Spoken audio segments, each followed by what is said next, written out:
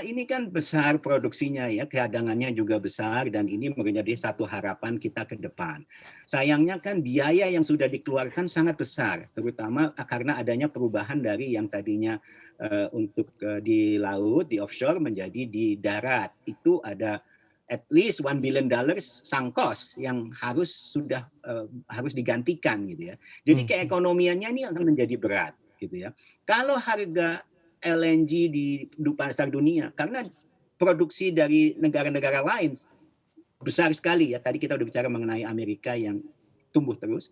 Qatar sudah menekan kontrak yang besar sekali sehingga artinya apa? Harga LNG ini kan kemungkinan akan relatif tertekan gitu. Yang semestinya bagus buat dunia, buat buat konsumen itu bagus. Tapi untuk produsen, hal ini kan kemudian menjadi masalah untuk keekonomian. Nah, untuk bisa keekonomian ini masuk, produsennya ini kan akan minta insentif, Pak Erwin. Minta Ya, insentif ini kepada pemerintah. Untungnya kalau menurut saya sekarang pemerintah itu sudah cukup terbuka untuk memenuhi permintaan itu mmm, selama wajar dan kan buat kita yang penting ekonominya jalan gitu ya, kan itu menciptakan multiplier effect yang sangat penting gitu ya buat perekonomian Indonesia, penciptaan lapangan kerja dan sebagainya dan mmm, seterusnya.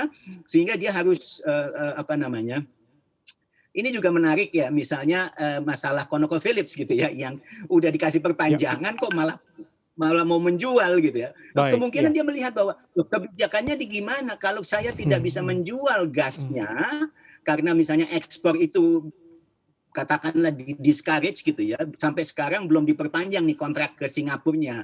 Padahal iya, kita juga belum tahu apakah gas di dalam negeri itu akan dikonsumsi apa enggak. Nah, gas itu kan nggak bisa disimpan, nggak bisa dia harus produksi dan harus dikonsumsi. Nah, kepastian dari konsumsi, kepastian dari harga ini menjadi tantangan tersendiri untuk gas, Pak Erwin. Jadi bukan hanya sekedar penggunanya ada apa tidak gitu. Kita tentu saja pengen dalam negeri ini menggunakan, tapi mana nih barangnya tahun 2023 koridor habis gitu ya dan kontrak penjualannya yang terutama untuk ke Singapura yang Singapurnya pengen beli gitu ya itu sampai sekarang masih ditunda-tunda dan orang itu kan kalau ditunda sampai akan dekat dia akan beli kalau gitu Indonesia nggak mau saya coba ambil dari tempat lain misalnya dia iya, akan membeli LNG dari Qatar itu kan begitu dia beli nanti bilang mmm, ya mohon maaf kami sudah tidak bisa iya. lagi menerima gas dari Indonesia. Lah kalau udah kayak begitu gimana gitu, kok nggak dipikirkan dari sekarang? Baik, Itu pertanyaan yang sederhana saja kalau saya dari